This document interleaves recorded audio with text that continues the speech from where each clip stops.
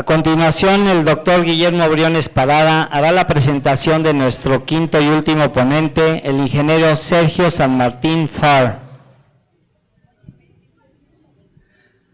Buenas tardes, buen provecho a todos. Tengo el gusto de presentarles al ingeniero Sergio San Martín Farr, que es ingeniero en sistemas computacionales del Instituto Tecnológico y de Estudios Superiores de Monterrey, Campus Estado de México, diplomado en habilidades gerenciales, también en el Instituto Tecnológico de Estudios Superiores de Monterrey, diplomado en gestión de riesgos y desastres en la Universidad Politécnica de Cataluña, España, certificaciones internacionales en el Pre-Hospital Trauma Life Support, National Association of Emergency Medical Technicians, Sistema de Comando de Incidentes, California Department of Forestry, Riverside, California, buzo en aguas abiertas, Professional Association of Diving Instructors.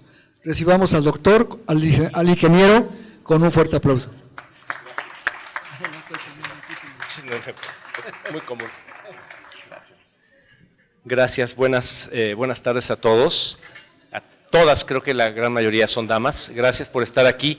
Me dejaron el horario más difícil. Pensaba yo cuando me asignaron la hora, dije, bueno, en el Vive Latino y todo eso, la persona que cierra es como el grupo más fuerte. Aquí no estoy seguro de que sea ese caso y además vienen de comer, hace calor. Voy a tratar de hacer esto lo más dinámico. Primera explicación rápida, en efecto soy ingeniero en sistemas, pero también soy técnico en urgencias médicas y he trabajado desde 1989 en lo que es manejo de urgencias prehospitalarias a bordo de ambulancias y como director de capacitación de algunas áreas de Cruz Roja Mexicana y algunas asociaciones dedicadas a la parte de entrenamiento de personal prehospitalario. Entonces, bueno, es por eso que voy a estar con ustedes el día de hoy y vamos a platicar sobre un tema que creo que es importante para ustedes y que es algo que los tiene eventualmente angustiados cuando aplican una anestesia, cuando tienen un paciente que les reporta una alergia. Y bueno, pues vamos a platicar un poquito al respecto de lo que es shock anafiláctico y específicamente una reacción anafiláctica pues severa, importante en nuestro paciente. Vamos primero a platicar sobre el estado de shock y vamos a platicar un poco sobre lo que es la perfusión, la hipoperfusión, la fisiología, las causas y los tipos de shock. Primero, y la parte importante en la cuestión de hablar de estado de shock, es que es importante que sepan qué no es un estado de shock. Desafortunadamente la palabra shock significa cosas diferentes para cada uno de nosotros. Shock no es lo que experimentó la hija de Alejandra Guzmán en el momento en que se enteró que su mamá andaba con su novio. Eso no es shock, ¿sí? Con frecuencia escuchamos que dicen, sí, el paciente estaba muy asustado, estaba en shock. Eso es una cuestión emocional y no tiene nada que ver con un estado clínico de shock, ¿ok? Entonces, es importante que quede esto claro. Shock no es estoy súper asustadísimo o me acabo de enterar que algo muy grave pasó y entonces estoy afectado emocionalmente. Eso no es un estado de shock. Tampoco un shock no es una descarga eléctrica, no es toqué un cable, estaba yo mojado y me dio una descarga eléctrica. El shock no es ninguna de esas dos cosas. El shock es un estado clínico muy específico y no tiene nada que ver ni con cuestiones emocionales ni con cuestiones de electricidad. Tiene que ver realmente con la perfusión. ¿Y qué es la perfusión? Es el aporte de oxígeno y nutrientes a las células de todo nuestro cuerpo y también la eliminación de todas las sustancias de desecho, ¿sí? Eso es lo que es la perfusión y es lo que se presenta cuando la sangre llega a las células y la sangre le entrega a las células oxígeno y recupera o retira las sustancias de desecho, principalmente dióxido de carbono. Ahora bien, en el caso del estado de shock, el shock se define como un estado de hipoperfusión. ¿Qué es hipoperfusión? Bueno, es una circulación inadecuada de la sangre que por algún motivo lo que hace es que no lleva suficiente oxígeno a las células y no logra retirar los productos de desecho. Eso es un estado de shock. Entonces, si se dan cuenta, no tiene absolutamente nada que ver con una cuestión emocional, es una cuestión relacionada con la oxigenación de todas las células del cuerpo. Y bueno, lo que ocurre de una manera global es que hay una perfusión inadecuada, eso hace que las células funcionen de una manera irregular, de una manera anormal. Los productos metabólicos de desechos empiezan a acumular en el cuerpo y eso hace que nuestro estado sistémico cambie. De entrada empieza a generarse un estado de acidez dentro del cuerpo y ese estado puede producir la muerte. ¿Por qué? Por la gran acumulación de ácido láctico, nos genera un padecimiento que se llama acidosis metabólica.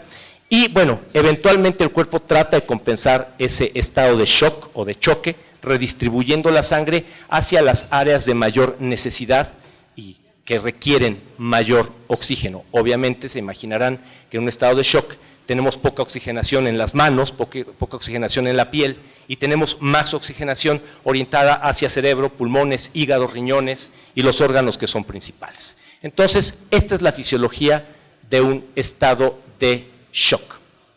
Pero la realidad es que yo soy ingeniero y entonces hablar de cosas muy orientadas a la fisiología a veces me cuesta un poquito de trabajo entenderlas. Y entonces me gusta explicar las cosas de la manera que yo las entiendo. Y a veces eso hace que haciendo similitudes con otras cosas que no son necesariamente fisiológicas, se vea más fácil. Entonces vamos a hacerlo de esta manera. Si recuerdan lo que acabamos de platicar, el estado de shock a final de cuentas es algo relacionado con la circulación. Y para la circulación, pues nuestro cuerpo tiene un sistema circulatorio compuesto por 3 piezas. Un corazón que actúa como bomba, los vasos sanguíneos que actúan como la tubería y finalmente la sangre que actúa como el fluido. Cualquier sistema hidráulico de cualquier máquina, y nosotros incluidos no como máquinas sino como seres vivos, tiene 3 componentes. Los componentes básicos de un sistema hidráulico son una bomba que mueve líquido a través de una tubería. Son esas 3 piezas lo que compone el sistema hidráulico y bueno, en este caso la bomba es el corazón, los vasos sanguíneos son la tubería y la sangre es el fluido como en este esquema que ven ustedes ahí. Ahora bien, ¿qué tipos de shock van a existir? ¿Recuerdan cuántos componentes tiene el sistema? 3. ¿Cuántos grandes tipos de shock creen que haya? 3. Uno cuando falla cada uno de ellos. Cuando hay una pérdida de líquidos, cuando hay una falla en la bomba o cuando hay vasodilatación, tenemos, por ejemplo, en pérdida de líquidos, el nombre clínico que recibe ese shock es hipovolémico, bajo volumen de líquidos. La falla en la bomba se llama shock cardiogénico. Y finalmente, la falla en el último componente, que son los vasos, es el shock distributivo, que se divide en 3 piezas, anafiláctico, vasogénico y séptico. De todos los que están ahí, la realidad es que pueden verse ustedes afectados en su práctica médica por varios. Hipovolémico, sangrado importante en un paciente que quizá ha estado tomando aspirina, no les reporta que ha estado tomando aspirina, hacen ustedes una intervención y tienen un sangrado difícil de controlar. Shock cardiogénico, un paciente que experimente un problema cardiovascular, un infarto, una angina de pecho, una enfermedad vascular cerebral. De acuerdo a las estadísticas, la causa principal de muerte en México son a final de cuentas emergencias cardiovasculares. Y finalmente en la parte distributivo, lo que podemos tener con más frecuencia, y sé que este es el que les preocupa, es anafiláctico, que es una reacción alérgica muy violenta, y este último, que es consecuencia de una infección muy severa. Hoy con la cantidad de pacientes diabéticos que tenemos en el país, este tipo de cuestiones también es algo que se presenta de manera extrahospitalaria. Inicialmente era algo completamente presentado dentro de hospitales y con el paso de los años ha resultado ser algo que se presenta fuera del hospital. Y entonces, estos son los grandes tipos de shock. Voy a tratar de explicar los 3 tipos de shock con una analogía. ¿Recuerdan más o menos cuántos litros de sangre tiene un ser humano? 5, 6. Y quedamos en que el sistema circulatorio era un sistema que se encargaba de distribuir sangre y esa sangre llevaba oxígeno y retiraba pues los componentes de residuos consecuentes del metabolismo de las células. Y entonces vamos a pensar que en lugar de que tenemos 5 litros, dentro de su cuerpo lo que hay en el sistema circulatorio son 5 camiones encargados de distribuir la sangre a todo el cuerpo. Vamos a imaginarnos que en el caso de shock hipovolémico, lo que ocurre es que en lugar de tener 5 camiones, tengo una herida, una lesión, puede ser por ejemplo un embarazo ectópico, una úlcera gastrointestinal, no necesariamente tiene que ser una lesión traumática, y pierdo sangre, y en lugar de tener 5 litros, empiezo a perder sangre y me quedo con 3. Pensemos en lugar de litros, en camiones. En lugar de 5 camiones, me quedo con 3 camiones para distribuir los tanques de oxígeno y recuperar la basura de las células. Imagínense que son ustedes los encargados de coordinar una oficina de DHL que tiene 5 camiones. Y hoy en la mañana llegan a trabajar y les informan que en lugar de tener 5 camiones, tienen 3. ¿Podrán repartir de la misma manera la carga de todos los días con solo 3? No, va a costar trabajo. Y esto es lo que ocurre en el shock hipovolémico. En lugar de tener mis 5 camiones, tengo 3 y la entrega y la recuperación de residuos se hace más complicada. Eso es el shock hipovolémico. En el caso del shock cardiogénico, lo que falla es la bomba. Ahí están sus 5 camiones, pero resulta que los 5 tienen 2 llantas ponchadas cada uno. Y entonces a la hora de moverse, se van a mover muy despacio, y eso va a hacer que no puedan fácilmente distribuir la carga que tienen que distribuir. Y finalmente, el que nos interesa ahorita, me interesa mucho que vean ahorita el diámetro, el tamaño de estos vasos sanguíneos. En el caso del shock distributivo, lo que ocurre es que los vasos sanguíneos se dilatan, se abren, y entonces hay un atrapamiento de líquido. Para que lo puedan visualizar de una manera muy gráfica, imagínense un vaso normal, un vaso de los que tomamos agua, y un vaso de los pequeñitos en los que se sirve el whisky, ¿sí? Espero que conozcan los vasos pequeñitos. Al rato se los presentamos. El Baileys, es cierto, sí. Baileys, vamos a pensar en Baileys. Vamos a imaginar que el cuerpo es el vaso pequeño, el vaso de Baileys, ese es el contenedor, y lo llenamos, como los rusos, hasta el borde, y está desbordando el vaso. Ese es el contenedor normal, y de repente ese vasito lo vaciamos en el vaso grande, en el contenedor más grande, ¿sí? ¿Cómo va a quedar el vaso más grande? ¿Lleno? ¿Qué tiene más líquido, el vaso pequeño o el vaso más grande? Tienen exactamente la misma cantidad, pero como el vaso más grande es un contenedor con más espacio, no llega hasta el borde. Lo mismo pasa en estos casos, los vasos sanguíneos se abren, se dilatan y entonces la sangre queda acumulada. Si fuéramos a pensar en el asunto de DHL, imagínense que ahí están sus 5 camiones, pero están metidos en un congestionamiento de tránsito y no pueden moverse rápidamente, van a vuelta de rueda. Y esa es como la similitud con un sistema de distribución. Ahora, ¿qué les puede causar el shock vasogénico? 3 causas principalmente. Anafiláctico, que es el resultado de una reacción alérgica muy violenta, muy extrema.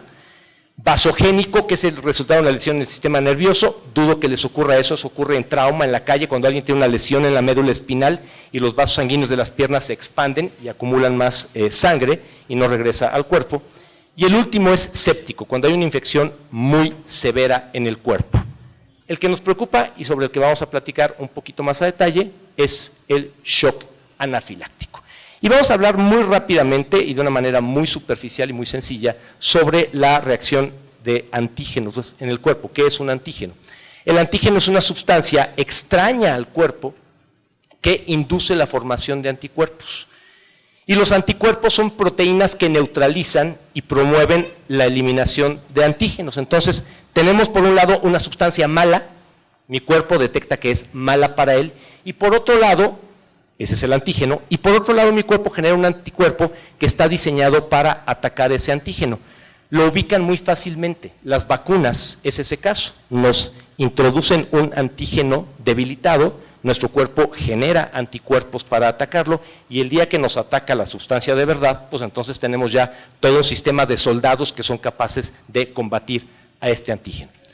Ahora, cuando entra ese antígeno y se mezclan los anticuerpos con él, se activa el sistema inmunológico y eso ocurre todos los días en su cuerpo. Mientras estamos platicando, es probable que algo que agarraron, un vaso que no estaba limpio, ahorita que fueron a comer, agarraron algo que tenía tal vez bacterias en la carne o había alguna bacteria de la persona que preparó los alimentos y su cuerpo está encargándose de luchar con ellos. Lo mismo es con los antígenos. Entran a su cuerpo los detecta, libera los anticuerpos y la mayoría de las reacciones pasan totalmente desapercibidas, ni cuenta nos damos de la cantidad de batallas que libra el sistema inmunológico a cada momento en el cuerpo.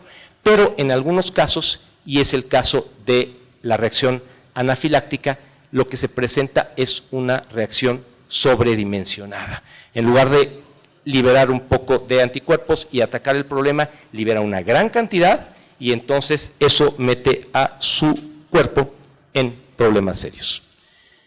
¿Cómo puede entrar un antígeno al cuerpo? A través de 4 rutas. Algunas de estas probablemente no se las imaginan. Primero, ingestión. La persona ingiere el alimento, ingiere la sustancia que le genera la alergia. Segundo, inhalación, muy común. Ahorita hemos tenido lluvias, no hemos tenido lluvias, perdón, hay polen, hay mucho polvo en el viento y van a encontrarse muchas personas que tienen rinitis y alergia y asma, cuestiones relacionadas con cosas que están volando en el ambiente y bueno, entran a través de la inhalación. La tercera ruta, inyección, un animal de 6 patas o uno de 2 armado con una jeringa, llega y le inyecta algo a nuestro paciente, ¿sí? Y finalmente, y esta la mayoría de las personas no se lo imaginan, la absorción a través de la piel. Los insecticidas, por ejemplo, funcionan de esa manera. Al tener contacto con ellos, a través de la piel absorbemos las sustancias que nos pueden intoxicar. ¿Sí? Hoy vamos a centrarnos en esto que es lo que nos preocupa y que pudieran ustedes causar a la hora de proporcionarle un medicamento al paciente. Ya hablando de anafilaxis, ¿cuáles son los agentes causantes? Bueno, hay 3 grandes grupos: drogas y agentes biológicos. Antibióticos, algunos de nosotros somos alérgicos a algunos antibióticos. Anestesia local, que es algo que ustedes utilizan, imagino que es lo que les preocupa. Aspirina, algunos agentes antiinflamatorios, opiáceos, relajantes musculares, vacunas e insulina. Pero lo que nos preocupa aquí son antibióticos y anestesia local. Esto lo podrían prescribir para que el paciente lo tome en casa y esto ustedes lo van a aplicar. Hay gente que es alérgica a los alimentos y puede tener un shock anafiláctico y puede morirse por comer alimentos a los que es alérgico. Como que nueces, hay gente que si come nueces se empieza a inflamar, se pone muy mal y puede llegar a morir si no se le da atención médica. Pescado, claras de huevo, fresas, semilla, leche. La mayoría de nosotros, los que somos más viejos, no somos alérgicos a nada porque sobrevivimos en un mundo muy rudo. Las generaciones más jóvenes son alérgicos a prácticamente todo. Entonces, ser viejo tiene unas ventajas interesantes. Y finalmente, picaduras o mordeduras. Lo más común que genera reacción alérgica son avispas, abejas y algunos tipos de hormigas. Estos son los agentes causantes de una reacción de tipo alérgico. Ahora, algo que es importante, el riesgo va a aumentar drásticamente con la exposición frecuente o prolongada. Entonces, ese paciente al que han estado sometiendo a tratamientos muy largos, muy repetitivos, en los que tienen que estarlo anestesiando varias veces y ya llevan quizá 10, 15 sesiones y lo siguen anestesiando, es más probable que desarrolle alguna reacción alérgica a cualquiera de estas sustancias, porque además no existe el no soy alérgico a algo, es en este momento no soy alérgico a algo. Pero algo que han estado ingiriendo o que se han estado inyectando de manera tradicional durante todas sus vidas, podría en un punto de un día a otro empezar a generarles una reacción alérgica de la cual no tenían ni idea que podía presentarse. Entonces, ese paciente que les ha dicho no soy alérgico a la lidocaína y me has puesto lidocaína 20 veces y no me ha pasado nada, nadie les puede garantizar que va a seguir en ese mismo estado el resto del tiempo que esté con ustedes como paciente, ¿no? ¿Qué es lo que ocurre? Normalmente, para que se tenga una reacción alérgica de este tamaño, lo que pasa es que el paciente se expone a un antígeno, a una sustancia mala, entre comillas, para el cuerpo por primera vez, y entonces nuestro sistema inmunológico, que es como el policía del cuerpo, ubica al ladrón, que sería nuestro antígeno, dice, este cuate es malo y me hace daño. Y entonces, a través de una serie de identificación de proteínas, lo que hace es que crea una especie de expediente, lo ficha, así como la policía ficha a los delincuentes, con sus huellas digitales y dice, ya sé que este cuate es malo y la próxima vez que entre tengo cómo protegerme. ¿Por qué? Porque va a generar anticuerpos que se mezclan con los basófilos y los mastocitos y lo que generan es un set de armas muy violento que tiene nuestro sistema inmunológico listo para luchar contra este antígeno y cada antígeno en particular. Hay muchos juegos de armas internas del cuerpo para cada uno de los antígenos. Entonces, ya entró una vez, ya lo identifiqué, ya lo fiché y ya me preparé. Tengo el armamento preciso para luchar contra esa sustancia en particular. Y empiezo a distribuirle a todo el cuerpo una especie de cartel del más buscado y es, mira, ya lo tenemos identificado y tenemos una serie de mecanismos para reaccionar a esto. Cuando entre, lo podemos identificar y matar rápidamente. Y entonces, cuando vuelve a entrar, dicen, ¿es este? Sí, tenemos el juego de armas y lo destruimos. El problema es que en el caso de la reacción anafiláctica, lo que se podría haber resuelto con 3 balazos, se resuelve con una bomba atómica. Y entonces la reacción es tan violenta que el cuerpo empieza a tener problemas y empezamos inclusive a comprometer la existencia de nuestro paciente. ¿Qué van a tener como hallazgos clínicos? Bueno, está sentado tranquilamente atendiendo a un paciente, le acabas de administrar anestesia y de repente empieza a tener un comportamiento raro. ¿Qué sería característico de una reacción de tipo anafiláctica? Bueno, en la respiración, tos, van a encontrarse también con que el paciente tiene sonidos anormales de respiración. Lo que ocurre aquí es que empieza a haber inflamación de todo lo que es el tracto respiratorio y eso es crítico, eso va a matar al paciente si no lo atendemos rápidamente. Entonces, como se empieza a cerrar tanto a nivel superior como a nivel inferior, a nivel de los bronquios, lo que van a tener es un paciente que respira raro. No solo, esto es la disnea, tiene problemas respiratorios, pero no solo tiene problemas respiratorios, sino que escuchan ronquiditos, silbidos, así como de muy alta frecuencia. Los que han tenido hijos y han tenido niños enfermos de la garganta, así les pasa, escúchense. No va a ser el micrófono porque se va a oír horrible, pero son como chifliditos o como ronquidos. Si escucharan con un estetoscopio en la parte de la espalda, los campos pulmonares, se darían cuenta que se escucha a veces inclusive el gorgoreo dentro de los pulmones, entonces esto es indicativo de un problema anafiláctico. Rinorrea, que empieza a haber mucosidad nasal, inflamación de la nariz, broncoespasmo, los bronquios empiezan a cerrarse y eso le dificulta la respiración y como empieza a tener problemas respiratorios, lo que ocurre, y eso es fácil de ver, empiezas a ver que el paciente utiliza músculos accesorios para la respiración. ¿Qué es esto?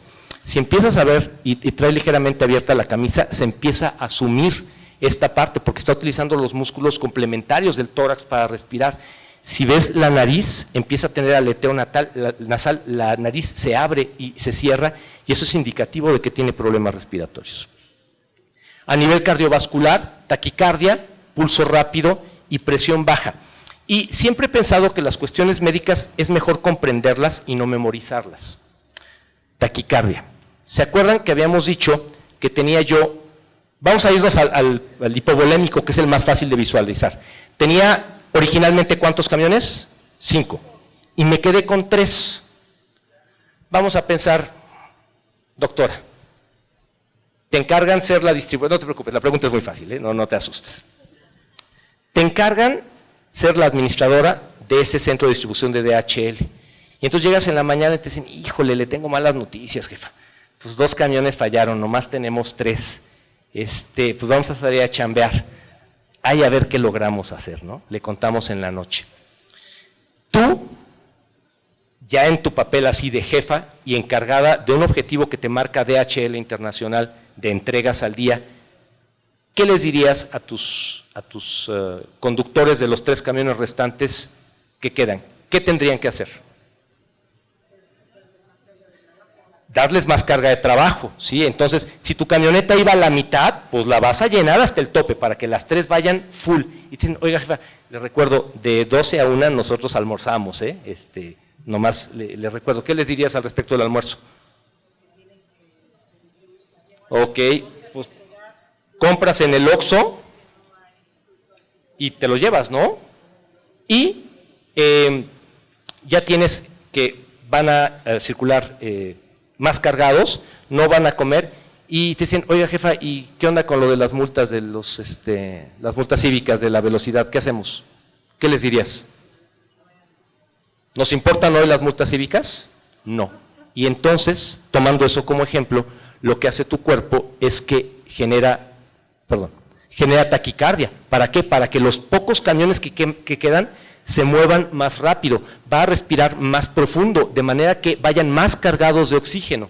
Y bueno, eso lo ves en estos casos. ¿Qué vas a tener también? Presión baja, porque en lugar de 5, te quedaste con 3, la presión no se siente tan alta, ritmos anormales en el corazón y el paciente podría quejarse de que siente una opresión en el pecho. En este caso no es indicativa de un infarto, pero se puede quejar de la opresión en el pecho. A nivel gastrointestinal, náusea, vómito, calambres abdominales y diarrea, más frecuente cuando el antígeno entra por vía oral.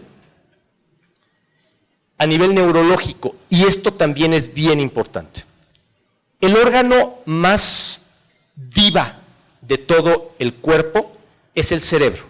El cerebro sabe quién es y sabe que necesita todos los recursos.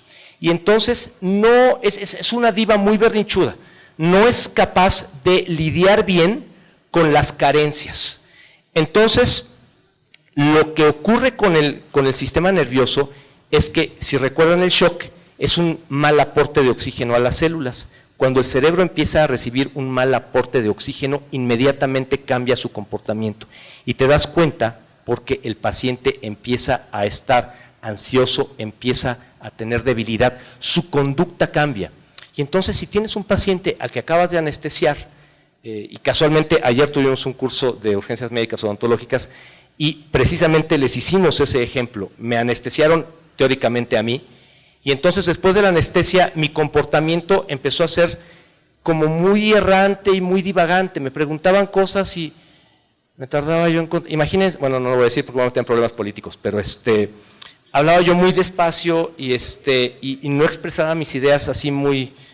Perdón, ya hablé de más, pero hablaba yo muy despacio, mis ideas no eran coherentes, no les entendía y lo que buscaba es que ellos se dieran cuenta que mi cerebro ya estaba comprometido, que no estaba recibiendo suficiente cantidad de oxígeno. Entonces, cada vez que vean un paciente que empieza a comportarse de una manera diferente, enciendan sus luces de alarma. Yo me quejo en todos los cursos que les damos de que es muy difícil como paciente hablar con el dentista cuando tienes la mano adentro de la boca. Cuando te preguntan cosas que puedes contestar con un sí o un no, pues está fácil. Pero cuando te preguntan ¿y qué hiciste el fin de semana? Pues está cañoncísimo que le contestes con su mano ahí adentro. Pero después me puse a pensar que el que estén ustedes platicando con el paciente, de alguna manera les está dando un buen indicador de cuál es el estado neurológico de ese paciente. Entonces, sigan platicando con él, si cierra los ojos, si de repente empieza a dormirse, véanse si está durmiendo o lo que está ocurriendo es que se está deprimiendo su sistema nervioso. Y finalmente, a nivel de la piel, también algo que se presenta y es fácil, muy fácil de ver para ustedes, porque generalmente empieza a presentarse en la parte superior del cuerpo, es edema, hay inflamación.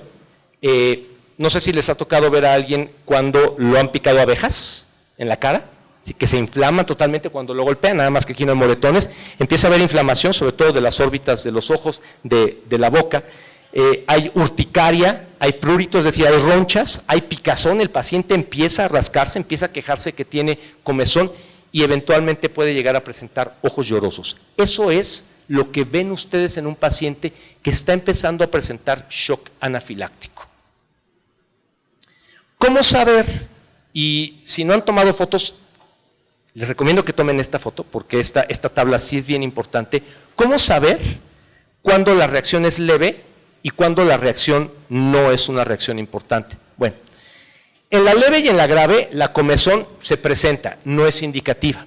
La urticaria también, pero el enrojecimiento del paciente en una reacción alérgica leve es muy focalizada en algunos lugares, tal vez en las manos, tal vez en el cuello, tal vez en el pecho, tal vez en la espalda.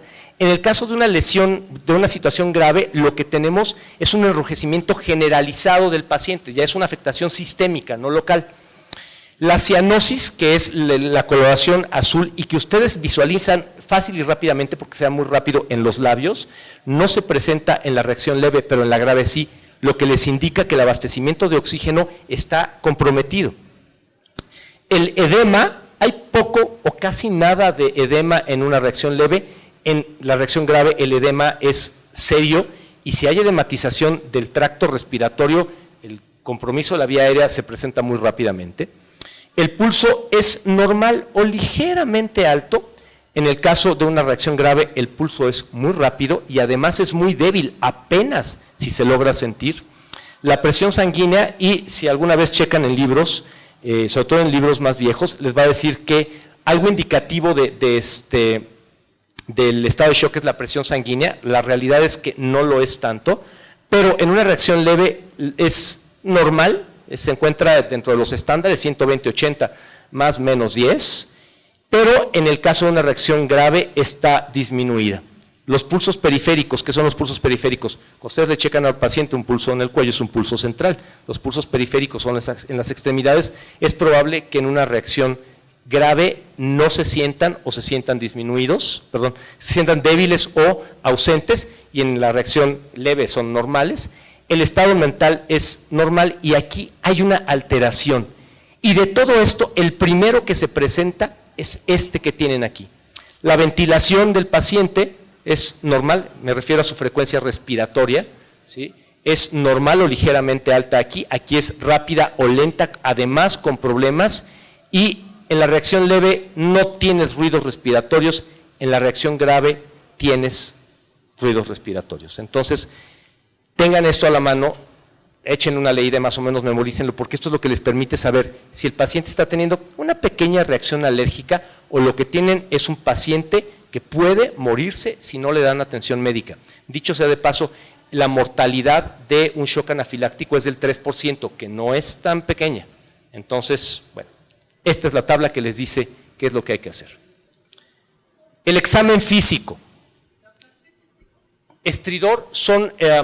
Tienes varios tipos de sonidos. Les recomiendo que busquen en YouTube para que los puedan escuchar, pero puedes escuchar sibilancias, estridor o ronquidos, y son o sonidos de muy alta frecuencia, ¿sí? Así como chifliditos, o gorgoritos o ronquidos. Hay algunos videos en YouTube, no logré bajar uno para que los escucharan, pero hoy pueden escuchar muy bien cuál es cada uno de ellos. Pero de cualquier manera lo que importa aquí es, si hay un ruido raro en la respiración, hay un problema. ¿Qué van a hacer en el examen físico? Cuando vean que el paciente empieza a tener una reacción anafiláctica, hay que hacer rápidamente una revisión de signos vitales. Y algo que nos toca ver con frecuencia en los cursos es que cuando los pones a trabajar en equipo, tienes a un paciente y tienes, si el equipo es de 4 personas, a 4 personas observando al paciente y uno de ellos volteando a ver a los otros 3 y todos se quedan con la idea de ¿qué hacemos? Tienen que empezar a distribuir rápidamente funciones. Una persona se encarga de revisar los signos vitales, presión, pulso, frecuencia cardíaca, frecuencia ventilatoria, llenado capilar, temperatura.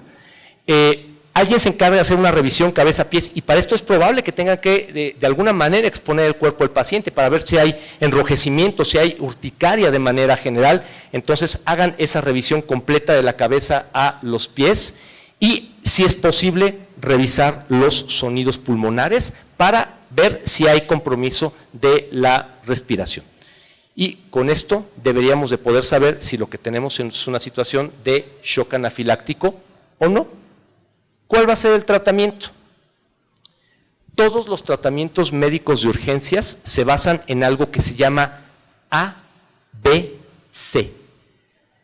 Y es una técnica en inglés, no hay una fácil traducción. A en inglés es airway, vía aérea, podemos usar la A de vía aérea.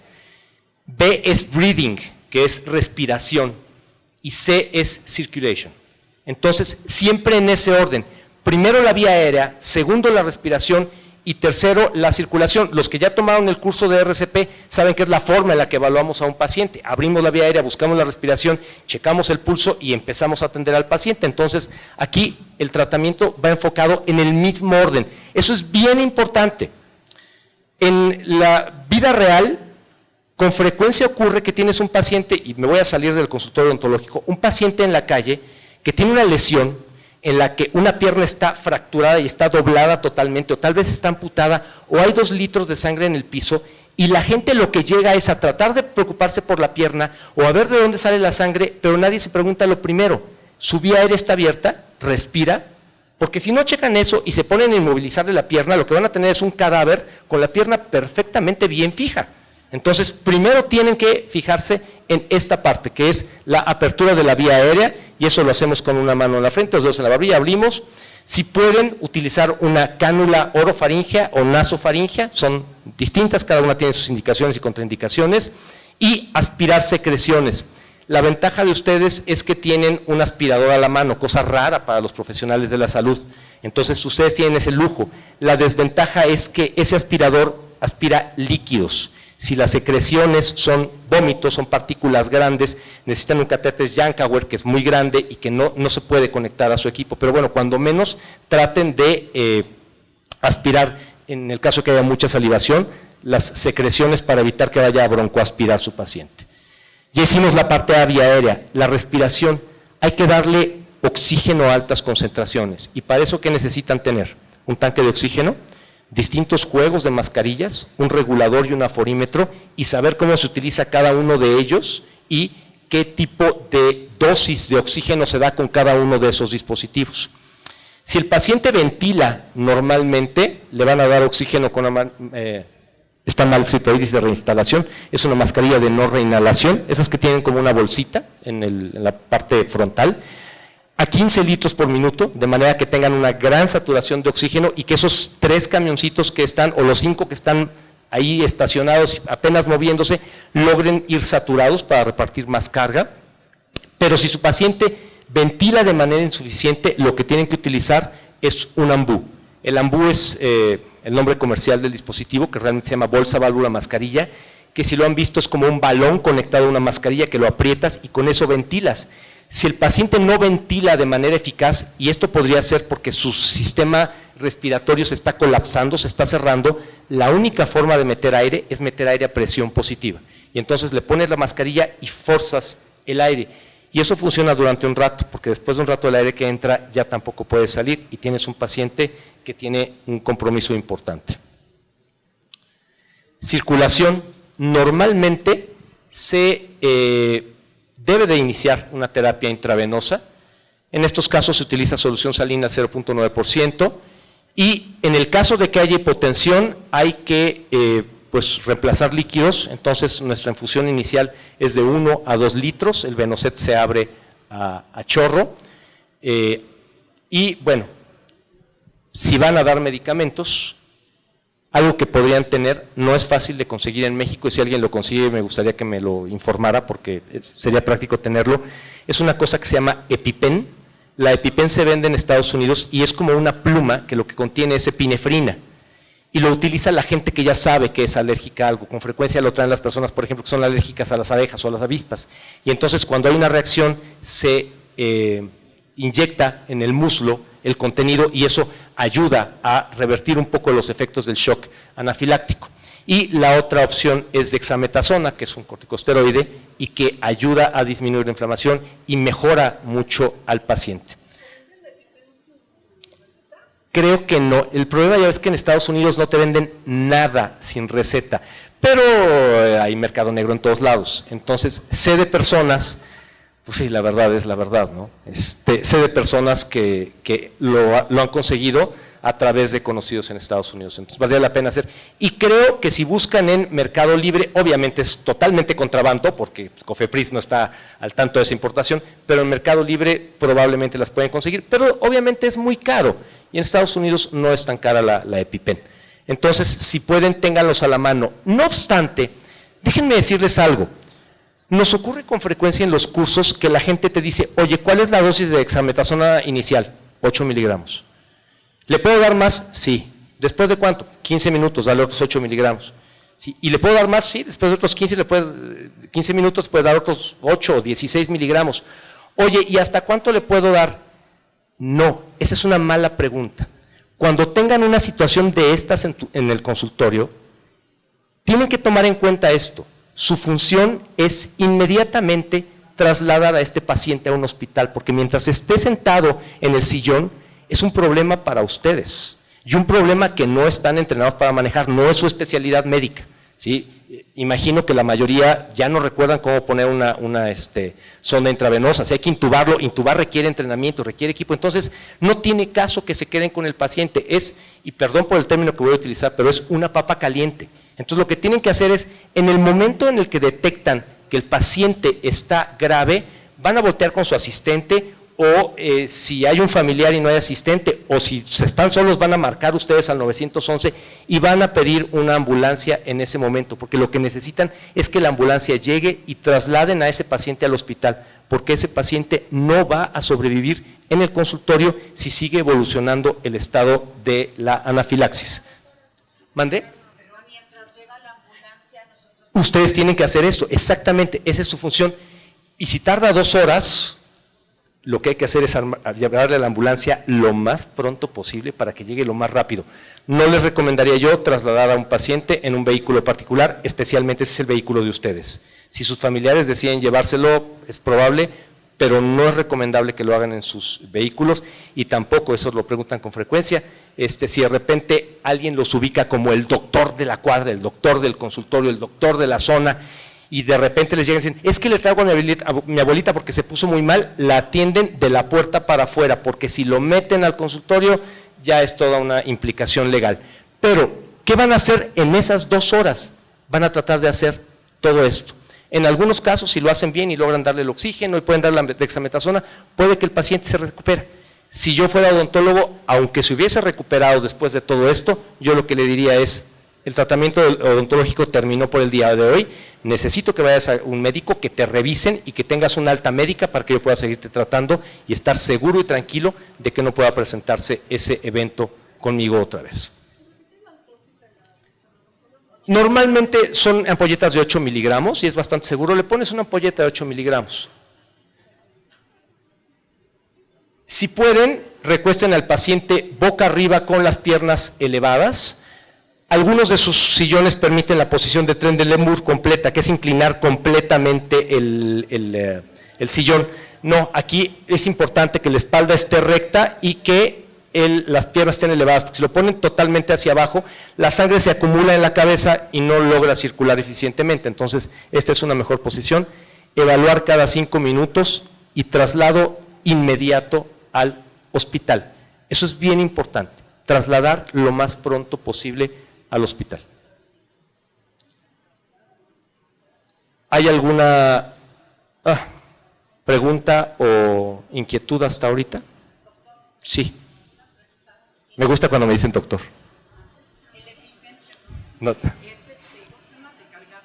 No, los EpiPen son plumas de uso único. Entonces sí, y caducan además.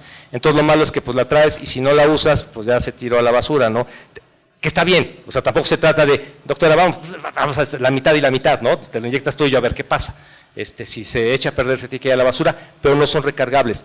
Ahora, a final de cuentas, el EpiPen es epinefrina, y ustedes la epinefrina la consiguen en ampolletas, nada más que hay que diluirla, y la aplicación de la epinefrina es algo muy delicado, que si no se hace con cuidado, puede causar más problemas de los que arreglas.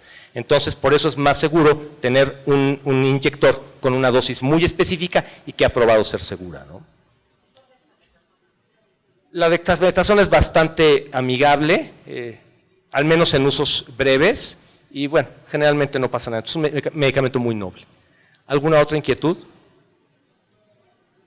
¿No? Mire, más o menos. Como soy ingeniero, siempre me gusta ponerles al final eso, para que no crean que me lo inventé. A final de cuentas, son los protocolos médicos de lo que se tiene que seguir. ¿Qué les recomendaría yo? El chiste en una situación de este tipo no es pensar en si se va a presentar o no se les va a presentar. Yo me atrevería a decirles que eventualmente, si tienen el suficiente número de pacientes, la situación se les va a presentar. Desafortunadamente así es. Y entonces, ¿qué es lo que tenemos que hacer? Prevenir y prepararnos. Tienen que tener un carro rojo, tienen que saber usar lo que tiene el carro rojo, tienen que tener entrenamiento en reanimación cardiopulmonar, tienen que tener entrenamiento en manejo de emergencias, porque el día que pasa esto, no hay tiempo de tomar el entrenamiento, no hay de, lo tomé hace 30 años y medio, me acuerdo. Tienen que reaccionar rápido. Y ustedes como médicos tratantes tienen que hacerse cargo de la situación, tienen que dirigir a los asistentes y mover a la gente que está con ustedes. Entonces, piensen en que esto es probable que ocurra, no le dejen la responsabilidad en este caso a una deidad o a la suerte, que es lo que hacemos la mayoría de nosotros. Primero Dios no pasa, pero ¿y si sí? ¿Recuerdan el temblor del 85? ¿Quién pensó que en el 2017 podría haber otro? Prácticamente nadie, y pasó. Entonces, hay que estar preparados para hacerle frente a esta situación y en caso de que ocurra, si la manejan siguiendo más o menos estos protocolos, la prognosis de su paciente es muy bueno, especialmente si piden una ambulancia con oportunidad. Doctor. Creo que tiene un comentario allá, voy para allá para darle el micrófono y que la escuchen. Bueno, nos está comentando que la dosis en un adulto es de 8 miligramos, en niños. Me pregunta la doctora que les estoy comentando que la dosis para adultos es de 8 miligramos, que para un niño ¿cuál es? Y ¿sabes qué es horrible, doctora? Que siempre te hacen la pregunta para la cual no estudiaste. Entonces, no estoy seguro de cuál sea la dosis, porque para mí es rarísimo tratar con pacientes pediátricos, pero normalmente en pacientes pediátricos están las tablas de peso y dosis, porque un niño de 3 años y uno de 12 son muy diferentes, pero normalmente en el PLM encontrarías esa información. Probablemente sea menos o tal vez sea inclusive la misma dosis, pero valdría la pena revisarlo en el PLM y no te quiero inventar ahí un número nomás para salir del paso. ¿Alguien más tenga una pregunta que sí les pueda responder? ¿Alguna otra pregunta?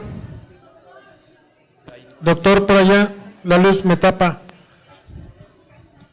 Ale.